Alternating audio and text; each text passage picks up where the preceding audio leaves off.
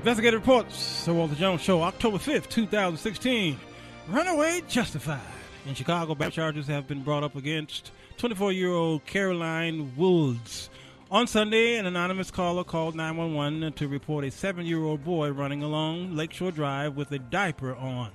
The boy reported to authorities that his mother and her boyfriend used extension cords and baseball bats to beat him and forced him to sleep and use the bathroom in a closet.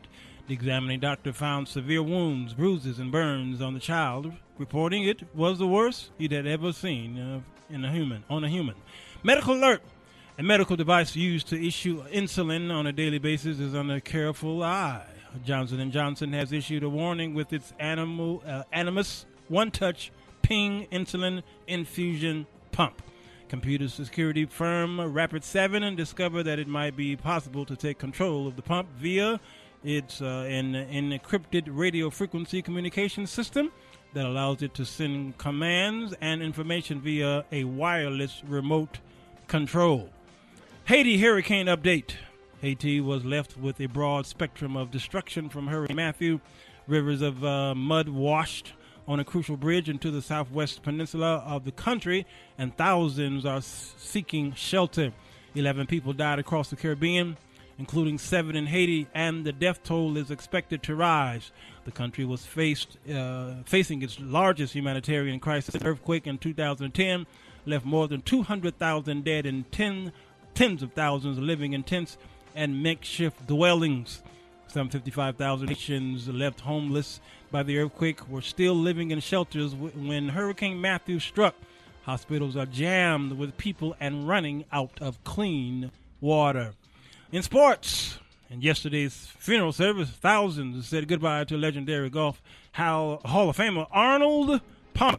The NFL added synthetic marijuana, that's a.k.a. Spice, K2, or Blaze, to his list of banned substances. And Sports Illustrated predicts that the Chicago Cubs will win the World Series. Weather, we warmed up today under partly skies with a sunny skies, a high of 81. Expect thunderstorms on Thursdays with a high of 82. The cast from the hit comedy Friends. Did you know? It's still bringing in the big dollars more than a decade after the show ended. Friends pulled in $1 billion each year for Warner Brothers. That translated into about $20 million annually paycheck for, well, Jennifer Aston, Courtney Cox, Lisa Kudrow, Matt LeBlanc, Matthew Perry, and David Schwimmer. Yep. Let that sink in. This has been Investigative Reports from Marilyn Keeter for the Sir Walter Jones Show.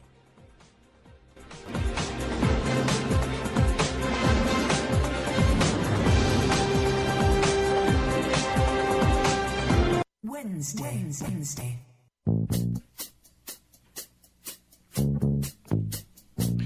Hello, everybody. Sir Walter, the Sir Walter Jones Show. I'm here.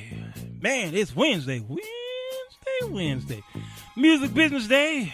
It's the day we sit around the mic and talk to you about the music business. I love this business. Ain't no business like the music business. The music industry is absolutely fantabulous.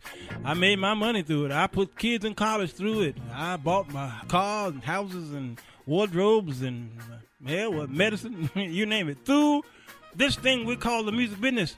I'm going to kind of help y'all out, young people out there, and you older folk who are starving artists. I'm going to see if I could get you guys going with what we're talking about today. Today we're talking about understanding royalties and residual income. I'm going to do a quick show here. I ain't going to be here very long because we got things going on. I don't want to tie up your time. Understanding royalties and residual incomes. What's the difference between the two? I'm going to let you know in a minute. All of you out there who are artists or if you are working, I don't know. It really doesn't matter what you're doing because you guys can receive residual income depending on what you're doing, whether you're working in finance or whether you're working in the entertainment world or whatever. I'm going to explain it in a nutshell, but we're going to focus on the TV and radio and music business to kind of help y'all out. Facebook chimed in. Facebook Live, how y'all doing? Hey, Natalie. Hey, Latoya. Donald. Hey, how you doing? I said Natalie. And just Mark Dewerson. Carl Goings. Hey. Who else is on here? Tabby, Jasmine, and Tyrone Gaston. That's the pastor right there. That's my dear friend. Longtime friend. Hey, in the world of TV, a royalty. Now I'm going to focus on this royalty thing. A royalty is a fee one receives for every episode of their show that gets produced. You get that? That's what a royalty is. Okay? I'll say it again. It's a fee one receives for every episode of their show that gets produced. Now, focus on the word produce because that's kind of important. That's going to help us out with this. Because y'all heard of Kickstarter. We're going to do a show about crowdfunding and the difference between Kickstarter, Indiegogo, and GoFundMe. That's the difference between the three. We'll do that show. Don't worry about that. But today I'm going to focus on royalties and residuals. Okay? So this is usually reserved for the show's creator. The royalty is reserved for the show's creator and or the pilot director, the one who directs the pilot of that show. For example, even though Martin Scorsese never directed the other episode of Boardwalk Empire, except for just the pilot, because he directed the pilot and created the overall look and feel of the show, he gets a royalty fee for every episode that gets what? Produced. Get that? So, same goes to Terrence Winter, the guy who created the show. Unlike royalties, here comes the residuals. Residuals are fees that writers, actors, and directors receive every time their episode airs on television. You see what I'm saying? So there is produced through royalties, but there's airs through residuals. Okay? So a royalty is only based on whether episodes of your show goes into production, not whether or not it airs on television. I hope some of that makes sense. Okay? Yeah, you can kill that background because he talking about money, and I'm gonna talk about him. Let him listen to me. I've got some wonderful books that I share with the world because the authors of these books shared it with me. One of my favorite books is called Confession of a Record Producer. Great stuff here by Moses Avalon. This is the 10th edition, and I'm sure there's another edition of this, but it doesn't matter. The foundation is yet the same. Because I want to talk about how the music people, us who write songs, okay, those who write jingles and what have you, how your money comes, where it comes from. Many of you, you're good at poetry. Y'all write books. You guys, there should be no excuse for anybody out there who's listening to me who have a gift, who have a talent, and you're not using it to make some kind of money. We live in a capitalistic system, a society in America, and, well, man can make money on any and everything. Now, how much money you make is really up to you, and it's up to the industry, is up to what the market is doing. All that you have to take in account. So, focusing on the royalties, and me, is a songwriter, you will hear the word royalty a lot. You won't hear residual that much. Now, some people use it interchangeably, but they use it interchangeably unfairly.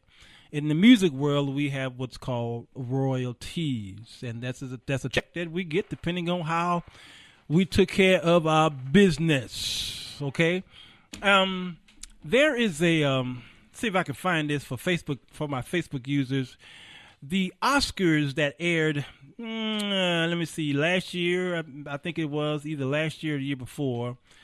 There was, what's her name? Ellen DeGeneres hosted. I don't know if it was last year or the year before last. And what she was doing, she was walking up and down the aisle, messing with the actors and actresses. Okay, and she took a selfie. All right, those of you might remember. For those of you who are on Facebook Live, I'm gonna show you the selfie that she took here. Okay, that's the selfie that she took. Okay. Okay, thank you. That's the selfie that she took if you guys are on Facebook Live, okay? Now, this selfie here caused the problem. Well, it really didn't cause a problem among them, but what it did, people were asking questions about this selfie in legal terms. Okay, let me explain what I'm saying here. what happened was somebody had their cell phone and they put their cell phone in the air, and the actors came around, and so the person who owned the cell phone was trying to take a picture of everybody in the selfie. Their hands were too short. They couldn't reach the snap button. So Ellen DeGeneres, I think, or somebody, reached over and she pushed the snap button on somebody else's phone. Now, guess what just happened? Ellen DeGeneres, I can't remember who took the picture, but Ellen DeGeneres, because she took her own finger and snapped that picture, even though it wasn't her phone, even though it was in the hand of the owner, Ellen DeGeneres now owns that picture. So even though it's my phone and I got it in my hand, and Ellen DeGeneres reaches over and hit that button, she owns the picture, even though the phone is mine. Yep, that's the laws of copyright. It's just an amazing. That means if I wanted to post this picture on social media, even though it's in my phone that I pay for every month, I have to call Ellen DeGeneres and say, can you please give me the rights to post this picture on social media, even though it's in my phone? And if she says no, I cannot by law, because now those pictures belong to her because she physically took the picture. That is the unusual, fascinating world of copyright, royalty, residuals, whatever, okay? And a lot of people don't understand that. They don't. And we talk about this stuff on my show because we try to help you out to understand the ins and outs of the copyright world, okay? I'm spitting on my mic. What's wrong with me? I am not a slob, am I, Albert? Yeah. I was talking about copyright on the show a few weeks ago of how a song was copywritten, okay? And it is an intricate part of our world, the copyright industry. Well, the laws of copyright is so intricate, people think they got it made, they just easily take a form, fill it out, and you're done. But it's so intricate because a copyright is, for instance, if I started writing a song right now, and I'm telling y'all I'm writing it, and I'm writing it right now and play it over the air, do you not know legally that is a copyright? Mm-hmm. Because you guys are witnesses to me writing and performing this song for the first time to the public. It has been copywritten because it's in my head and it's copied once it becomes audible out of my mouth, okay? It's copywritten. Now, the government will accept it as copywritten. But if another guy decides to take the government papers that we fill out and he decides he wants to steal my song and use a government paper, then file it with the Library of Congress, even though I still got proof that I copywritten it, it depends on the judge how he wants to handle it. Because the judge, the courts, is a governmental agency, okay? And a government's going to use his own paperwork and say, I'm going to protect my paperwork before I protect you, even though you got proof that you copywritten it. And again, it depends on the mind of the judge. And you can fight, but you know, you're fighting a losing battle. So that's what we always tell you. Please, please, please copyright your stuff at the Library of Congress. And it's if you get a good lawyer, man, a good lawyer will get murders out. OJ did it. Okay, listen, publishing companies. This is kind of something that I'm going to do a show on publishing companies. I'm not going to do a whole lot of time talking about that because I'm going to go with the residuals today. But the role of the publishing company is easy to comprehend. Even publishing deals themselves are not, because they aren't. That paperwork is ridiculous. Simply put, publishing companies control and safeguard the copyright by dealing with the complex renewal regulations, all right? Those of you who think you need a publishing company, you really don't, because many people are self-published. I'm self-published, okay? Gifted Music Production, that is my publishing company as well. So when I release songs, I don't have to ask for permission. I don't have to go to my publishing company and tell them. Now, there's pros and cons of being self-publishing, and that's another show. But it's a complex renewal regulations, and they collect the money that is due to the songwriter whose copyrights they acquire. So if my song is being played somewhere in the jukebox, in the club, in the elevator on the way up to the 8th floor, that's my song, and my publishing company they go out there to try to collect my money. Okay, to what we're getting ready to talk about in a minute. They also litigate on behalf of their authors in case of infringements, and they shop your songs to various other companies to use in commercials, movies, TVs, shows, and what have you. So the publishing companies are so vital to us today. That's why, when I was into the jingle world, I had someone representing me, the publisher, and he or she is the one that gets my stuff played on the radio in places where I can't get it because I don't have I'm not acquainted with some of the people that my publishing company is acquainted with. Get that? In exchange for these services, writers agree to hand over the copyright of their songs and receive a percentage of whatever the songs earn. It's usually about 50%. That's right. So if you don't want to lose half of your creative flow, then you don't receive a publishing company. But a publishing company can make you some good money and get you to places you can't go. So is it a pay to play?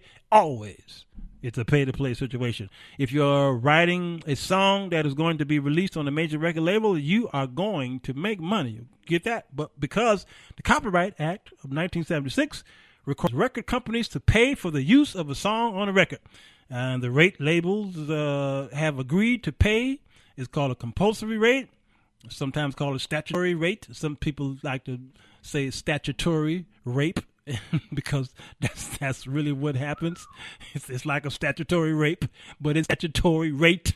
Okay, it is paid to each author who writes a song that's on any record they distribute.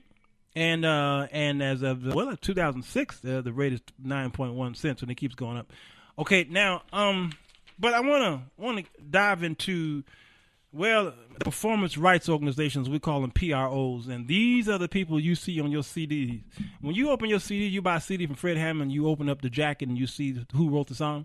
You'll see Benson Music. That's the record label. You might see the distribution company. Okay, Word Records might be the distribution. And then under that, you'll see his production company. Okay, I think his is called maybe Face to Face or something like that. And then next to that, you'll see the copyright date, 2016. Okay, and then next to that, you'll see ASCAP, BMI, or CSAC.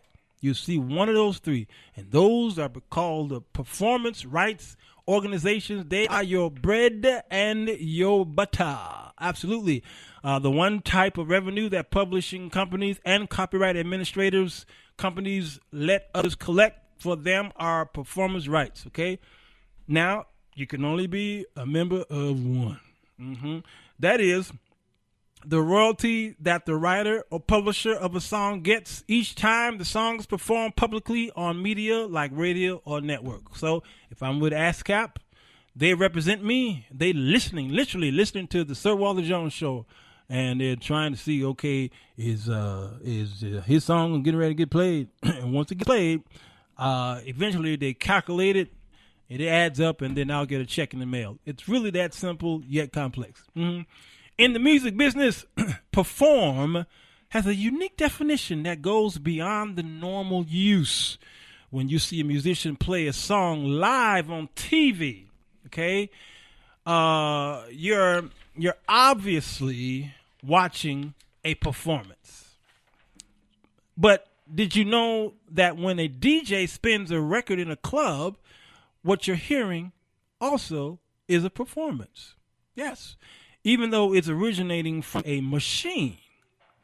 This also goes for cover bands playing at weddings, as well as jukeboxes in the bars, the VHS tapes, the DVDs, the CD-ROMs, the turntables in the nightclubs, and any other type of music that is experienced in a for-profit public place. So, yes, the common interpretation of law says that each time a radio station plays a song for its hundreds of thousands of listeners, or a DJ spins a mix in your favorite dance club, the writer should get paid a few pennies for the performance. If the song is a hit, this can add up to quite a bit of pennies, y'all, okay? But how can you ever know how many times each station or clubs play a song? How many wedding bands are turning your cool into the bride's cut the cake? How do you know? You only one person. How can you listen to all thousands of radio stations across this country? You can't do it. So in walks the performance rights organizations, and that is the performance rights, the ASCAP, BMI, and CSAC. Now CSAC is also called the societies. Okay, in the United States they represent the writers, the little guy out there trying to make a buck in the super duper big brother environment of the broadcast industry. All right, so ASCAP stands for American Society of Composers, Authors, and Performers. BMI stands for Broadcast Music Incorporated, and CSAC, well, it don't stand for nothing. They bought the name from a European company, and the acronym doesn't translate into English, but they kept the letters anyway. Okay, recently the Society of European Stage Authors and Composers has been added. They added something later just to appease y'all. Okay, very important. Now, these three companies monitor the clubs, the venues, the theaters, and the airwaves, and keep track of who plays and what and how many times your song is played. They collect performances fees, which vary depending on what time your song is played, okay? Because if you got a song that's playing at 1 o'clock in the morning when nobody's up listening, then you might get a penny and royalty check. But if that same song was played on the ride home from work, 4 o'clock, 5 o'clock, 6 o'clock, prime time, guess what? That penny turns into 50 cents. You're like, man, and that's 50 cents per song, per minute, or per market, okay? And it could add up to big bucks. That's why many people goes after your publishing. They go after it, man. They want it because there's good money in that, okay? And the reason why this is so important, I remember I would do a gig at the House of Blues downtown Chicago. I would do what's called the Sunday Brunch. And my band, it was a gospel band, we would be asked to play. But before we would play a note, they would ask us for a list of the songs that we were going to perform. If we didn't write them, they wanted to know which cover songs are we going to do, because they needed to cover themselves, because they pay a fee to play certain songs, and if those songs are not in their queue, then we were not allowed to play it. Okay, and really it's big business, and if you don't know the business, you won't understand. And so many artists out there from remember that Lyman boy, that little boy back in the 1950s. I forgot what's the song? Ooh ah, why do birds sing? What is it? Frankie, right? Frankie Lyman. There you go. Well, y'all saw his story. All right. Many of these artists, they didn't know the business. They didn't understand, and a lot of times they were sheltered from it. They were blind from the business. One of the greatest men that we know in the recording business, he dead now. His name, well, he's blind, by the way. He was blind when he did now. That's the man who would walk up to a woman and rub her arm to see how fine she is. Yeah. Anybody know what I'm talking about? He did the raisins commercial. Y'all, anybody know what I'm talking about? Anybody know? Yeah, He did the whatever that raisins commercial. Come on, we got a winner. I'll agree, he's the winner. The great Ray Charles is an amazing businessman. Well, he was, okay, owned a lot. Now, I found out about this man by one of our wonderful sister stations in Chicago called WGCI. And WGCI would have every year a music industry type thing, okay, on the weekends. I don't know if any of y'all in Chicago remember that. We bought a ticket and we go down there to the hotel, and they would have everybody from Luther Vandross to the Isley Brothers, to everybody, okay? And these people, these industry people would be, it's up to you what class you want to take. Whether you want to learn how to make it in the gospel industry, the R&B industry, the songwriting, you want to become a good musician. GCI had all that. And I would go and I would pay my ticket. Engineer, I'm not going to go to break because we started late. Yeah, it was just going to 6. So I walked in there. I think the tickets were like $75 at the time. And I walked in there, and all my gospel friends, we said, they all says, we're going to go into the gospel room and see how we can make money in the gospel industry. Well, as we were walking to the room, they all went into the gospel room. In there was, I think, the Clark sisters, maybe Fred Hammond or somebody, Kirk Franklin, all there teaching a class. I didn't go in that room. You know who room I went in? I went in the Master P and Jimmy Jam and Terry Lewis room. They said, where you going? I said, I'm going into Jimmy Jam's room. They said, why? I said, because let me tell you something.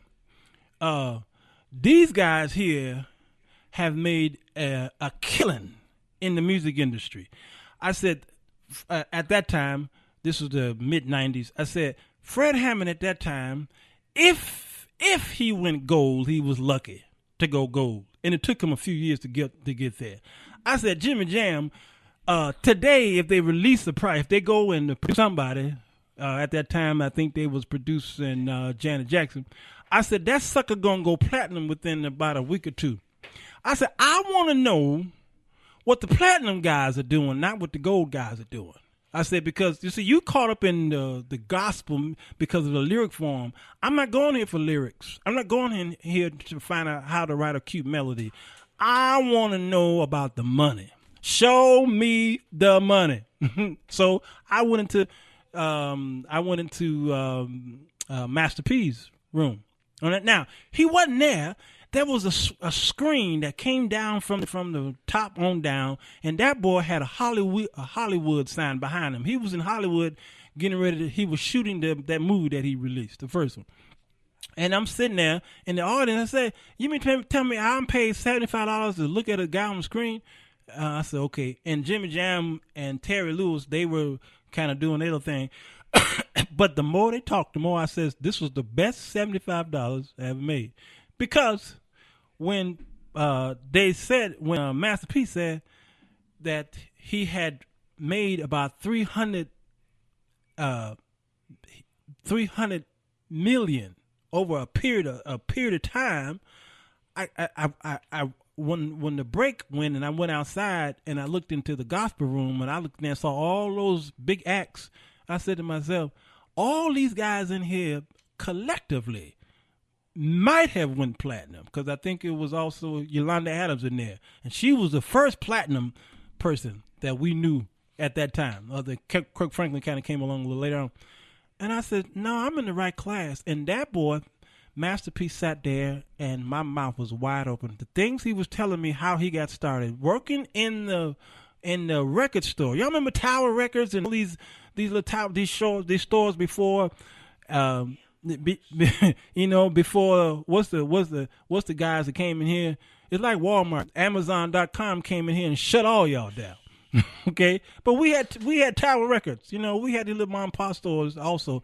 We went in there and bought stuff. Well, he was working in the mom and pop store, and he was the guy that was putting the cassettes and the CDs on the rack. But he would go back in the back and talk with the proprietor and ask him, "Can you show me the ropes? Show me the business?" And that man spent time with him, showing him the business. And so he would start recording his stuff, put it on cassette tape, and he would sell his stuff out of the trunk. I mean, he was a pusher. You talking about a drug pusher? He was pushing his music. He said, people think that I made this money legally. He says, I didn't. He said, I learned the business, and I went out there and hustled on my own. And the more that this man was showing me the business, the more I began to understand really the in and out of the music business. And then he brought up Ray Charles, and that's when I got it. I said, oh, I see. He brought up Stevie Wonder.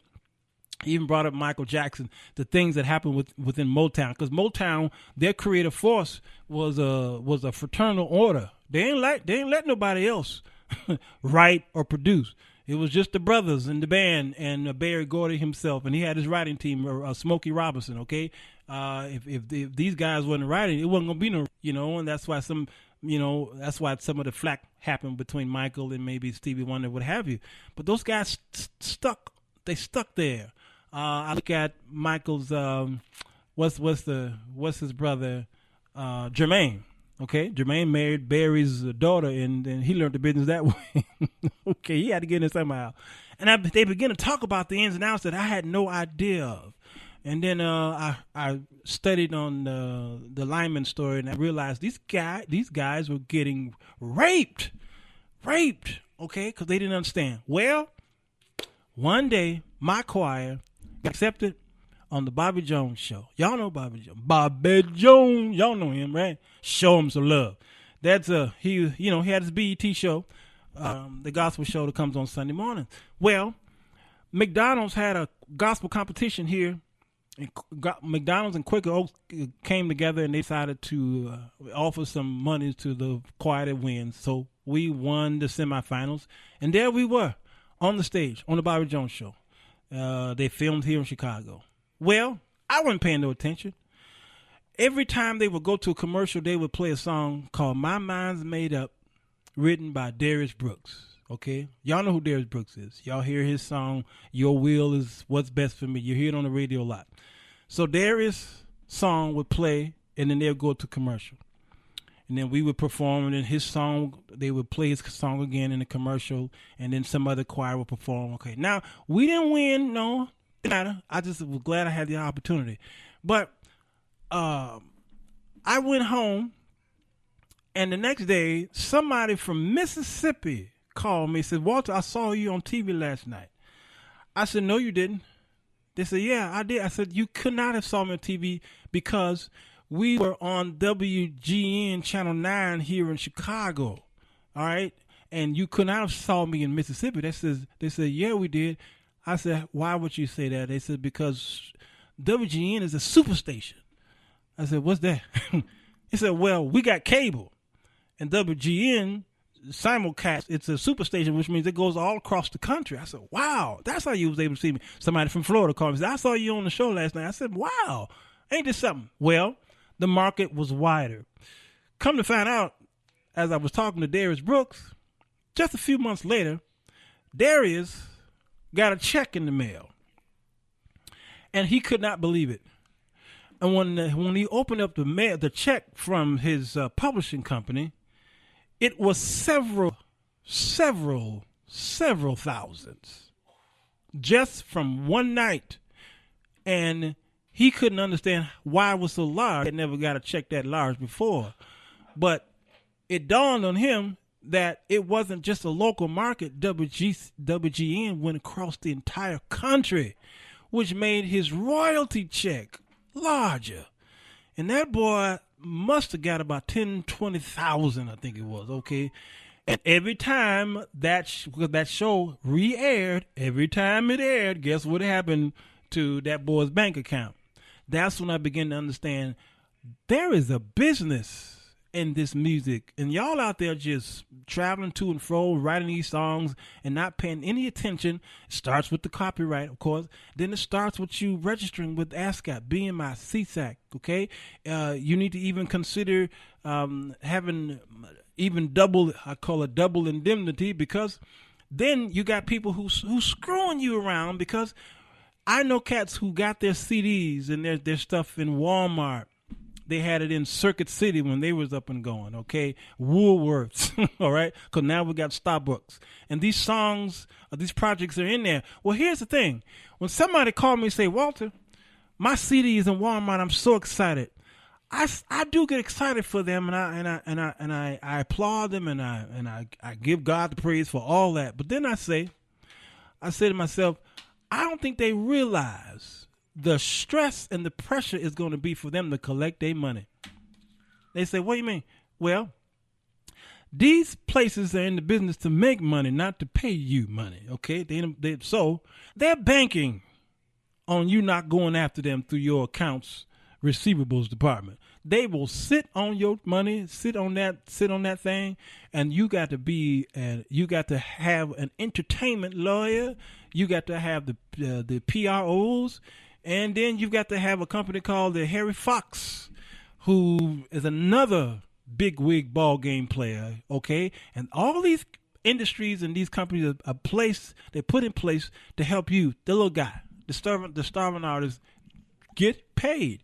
Because Walmart ain't going to pay you unless you hunt them down. I can't tell you how many of my friends who've got their projects in some of these stores, these big chain stores, and they haven't seen a check yet. Why? They don't have an administrative department, okay? They don't have an accounts payable receivables department. It's just them. Now, how you gonna do? You're gonna You got to get you some foot soldiers out there to get the money. And now you got to pay the foot soldiers. So that's why many cats fail in the business. Most businesses that open, they fail within the first couple of years. If you survive 3 years in a new business, you doing at least you breaking even. Okay? So learn the business because it's so vital that you understand the difference between what a royalty is and what a residual is. Hey, engineer, maybe go to the TV themes. Are you in there? Washington? Okay, find me a theme that you're familiar with. Something that you're familiar with, okay? Since you are DJ. Hey, Mr. DJ, play me a slow jam. Yeah, find me a theme song that you're familiar with. Okay? See if we can recognize this. Yeah. Now that sounds like a video game back in the arcade room. Yeah. As a matter of fact, this was featured on a video game. Yes, sir. That's Peter Gunn. Peter Gunn. Okay. The late Henry Mancini. Absolutely. The great Henry Mancini, who wrote everything from the 1940s to the 1960s. Okay. Now that song right there. Now you notice I said video game, right? Right. Well, you go to the movies, and that song was playing. It's a soundtrack playing in the movies. Somebody got to get paid for that. Mm-hmm. So Henry Mancini gets a royalty check from whoever represents him in the movie theater. Okay? Now, if you turn on the radio to an old station that y'all might hear at late night, there's a there's a radio station here that plays old radio on the weekends. Okay, can't remember the name of the station. Okay, I think whatever station it is, they have a show called When Radio Was. Yes, there it is. When Radio Was. Absolutely. Now they will play this song. So now Henry Mancini gets another check. Now, but his check is larger in the movie theater than it is on the radio. It's a larger market. Cause now I go to the arcade room. All right. There's a pinball game, a pinball machine there. Actually, video arcade. Video arcade, yeah. Okay, there's a pinball game there. And they're playing the theme song to Peter Gunn while that ball going down. Guess who gets a check? Mr. Peter Gunn. Okay, then I'm going into the office building to go upstairs to the 8th floor. You know what's playing on the elevator. You already know. Peter Gunn. Henry Mancini gets another check. Now, Henry ain't everywhere. I mean, he's not. How was he able to get his money? These headhunters out there. Give me somebody else that you might recognize. And this is big money that these cats get. And if once you understand the foundation of taking care of your business, you take care at one time, it pays you sometimes for the rest of your life. Here's one right here. This is a good one. This is a great one. Now, this time signature is 5-4, I think it is. 5-4. Yeah. And you know where this came from? This time signature? Remember the late Harry Brubeck? No, Dave Brubeck. Take 5. Take 5, exactly. Yep. Take 5, and which is very unusual for a time signature. I've only heard 3 songs in my entire life written in that time. Now that's is that Hawaii? No, that's Mission Impossible. Mission Impossible. There it is.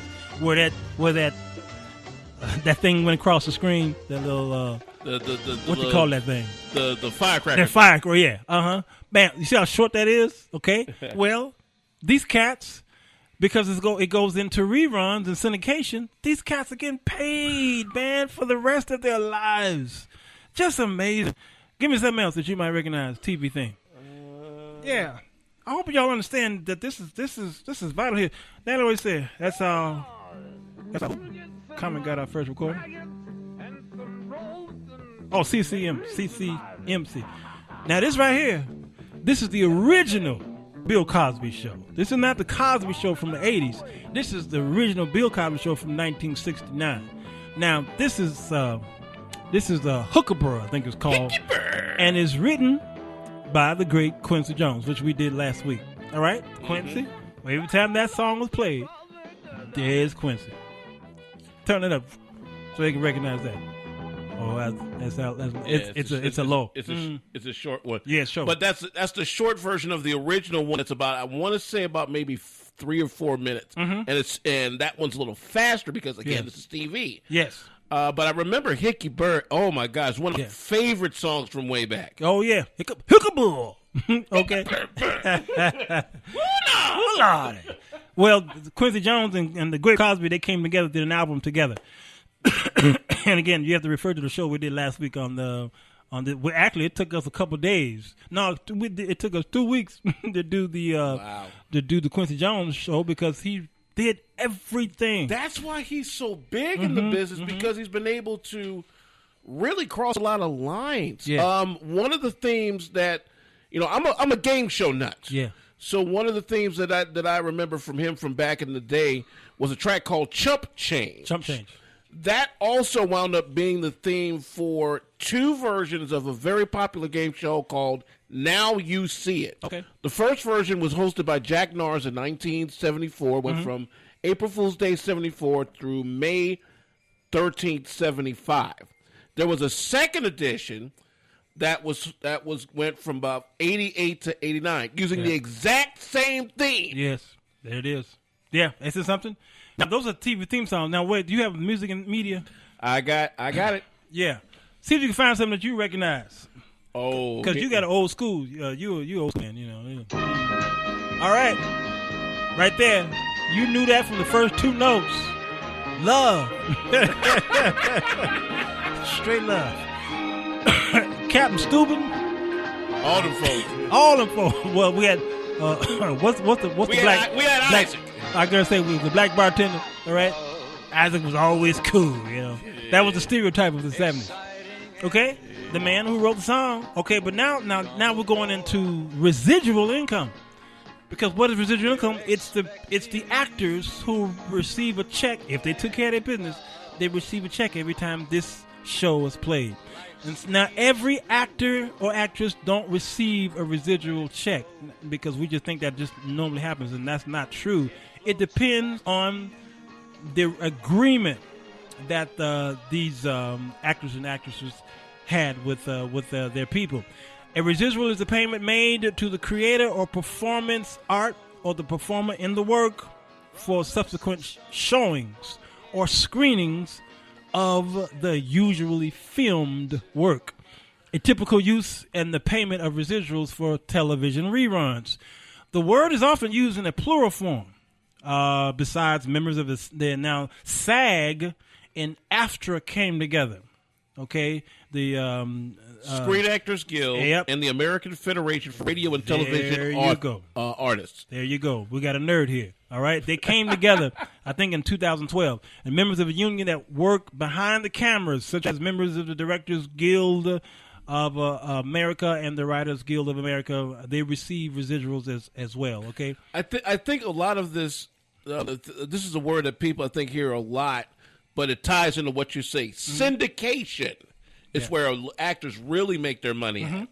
Oh, absolutely. Very, very, very, very vital. It's so. I'm telling y'all, this thing right here is huge. It's a multi-billion-dollar industry, and people are making money, and there's room for all of us in it if you're interested. Now, don't think you're going to get rich off of it. This is the great Quincy Jones here. This is from a original show called Steptoe and Son, and then they updated it called Sanford and Son. This is the street, I think it's called street performer, street something. Street sweeper, I think it was, something like that. Absolutely. Yeah, everybody recognizes it. It's one of the greatest TV themes there is. And the interesting thing about this track, because I'm also one of those deep house heads, as they call it. Yeah. You listen to a track like this, like, you know what? I can mix this into my set. There's where more of those royalties coming in for Quincy Jones. Yep. There it is. Quincy, man. Woo! Y'all go back to that show we did on Quincy. He still living today, though, y'all. Let's see what this is. Turn it up. Sound like a cop show. Oh, yeah, one of my favorites. in the key of flat. Actually, this sounds faster than the original. Yeah. Hill Street Blues. This is the Hill Street Blues. As a matter of fact, the section where this was originally filmed out of is still there on the UIC campus, right there on Morgan Street. Yeah, Morgan and 14th. I'm trying to remember who was it that what? No, I know Stephen J. Cannell created the show, but I'm trying to remember who the guy that created the track. Because this also was a smooth jazz track at one time. WNUA would play it quite a bit. Oh man, yeah. You know what I wish you had up here? What's that? The theme from Taxi. Oh, yeah, it's there. Trust me. It's okay. there. But it's called Angela. Yes, I believe this is what we're talking about. Yes, sir. Turn it up. Mm-hmm. The great Bob James. The great and powerful Oz. I mean, Bob James. Yeah. Yes. This track got so much play on smooth jazz. I think in the late mid '90s. Again, residuals, royalties. Yes, sir. Yes, sir. Residuals because the show Taxi keeps playing. Royalty because they play it on the radio. Yeah. Are you getting it now, folks? Are y'all getting it? Now I had I'll show y'all how much these guys are getting paid. The highest paid leading men and women, and I had it and keep flicking through those songs as I try to find out what happened. Here's one from way back in my young days. Oh, Barney, right? Oh man, this was my track.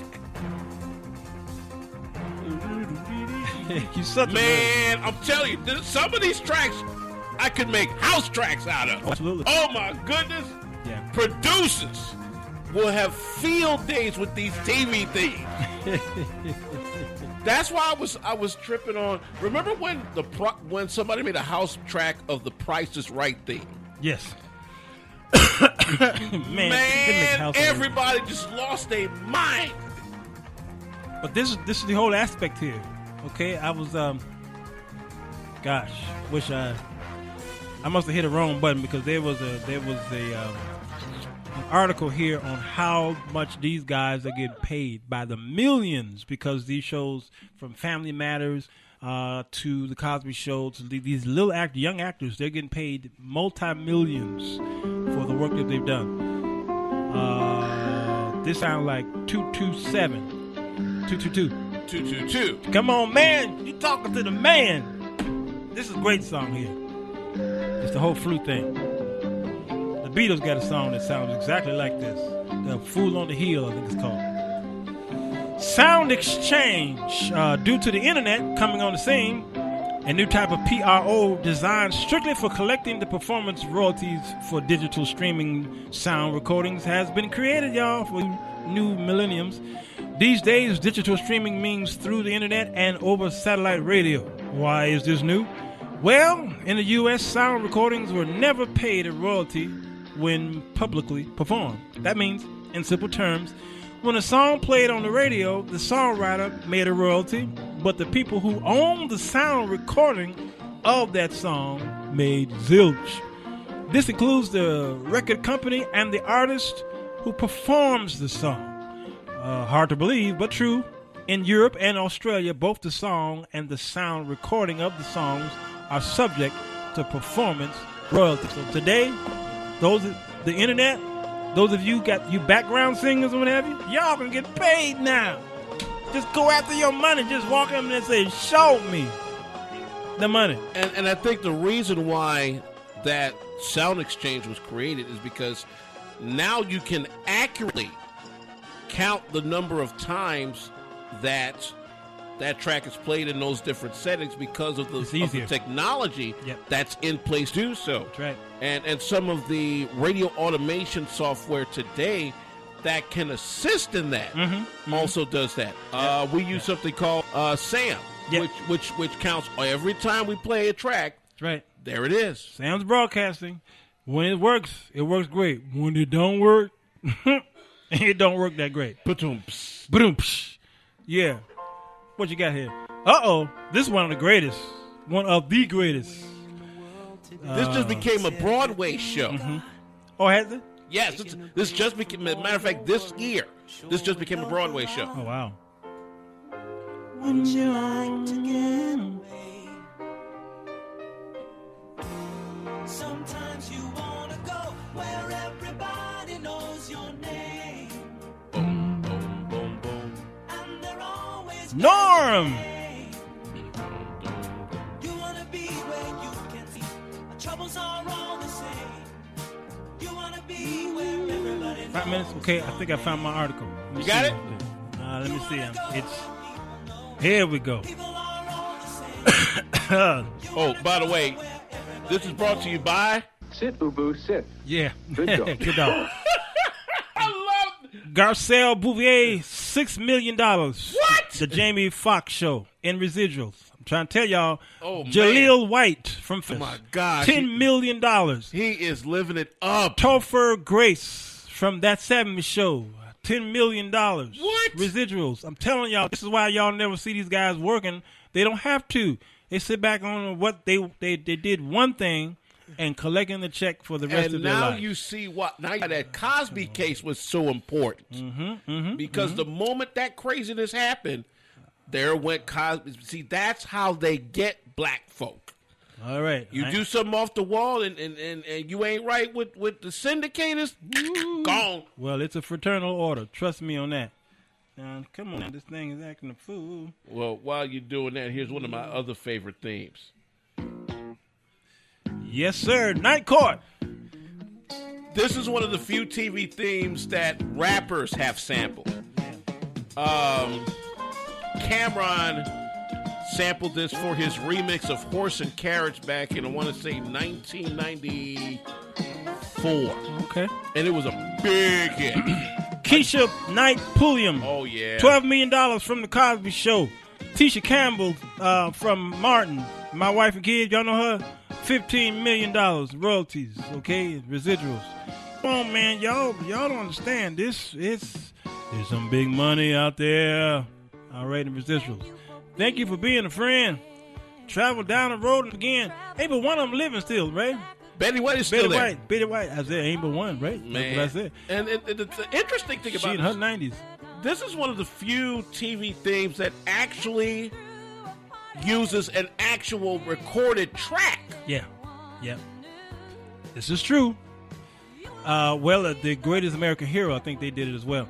Leah Remini from the Kings of Queens, $20 million. Oh, my good. Yes, sir. Home Improvement, Patricia Richardson's, $25 million. Oh, no wonder I haven't seen her lately. James Belushi from According to Jim, $25 million. This is residuals, y'all. Katie Seagal from Married with Children, $30 million. Patricia Heaton from Everybody Loves Raymond, $40 million. Full House guy, John Stamos, $40 million. Frankie Muniz from Malcolm in the Middle, $40 million in residual income. George Wentz from Cheers, just mentioned him. Norm, $45 million. You hear me? You lying. I ain't lying. Residual income. Residuals, y'all. You do it one time, okay? You can get paid for the rest of thy life. It's just amazing. Tim Allen's best known for that Buzz Lightyear in the popular movie Toy Story 2. Remember that? Mm-hmm. Yeah. Okay, I'm going to get off this air. I'll see y'all tomorrow because we've got the men are coming here with the Bible show. Yeah. Theology Thursday. I want to apologize for Barack Obama and Michelle. I didn't get a chance to interview you. We'll get you in here tomorrow, okay? Because your days are numbered anyway. Come January, won't be no more State of the Union addresses for you. All right. We love you guys. Go to Spreaker.com, and we'll be up and going. Love you guys. This is the Sir Walter Jones Show.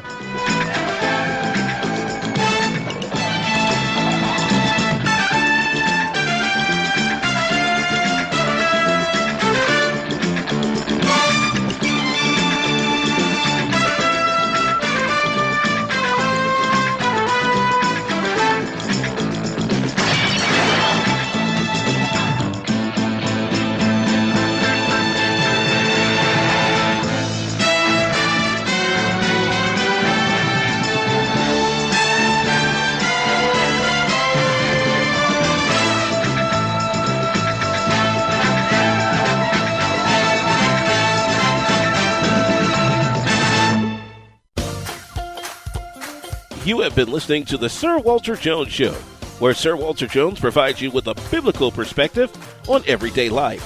Stay connected to Sir Walter Jones at his website, www.sirwalterjones.com.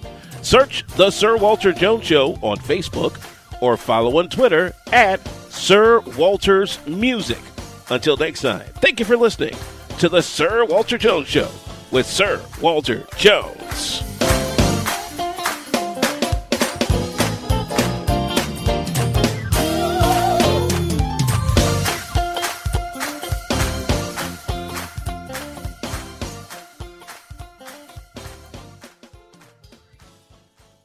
Right, Mr. Walters?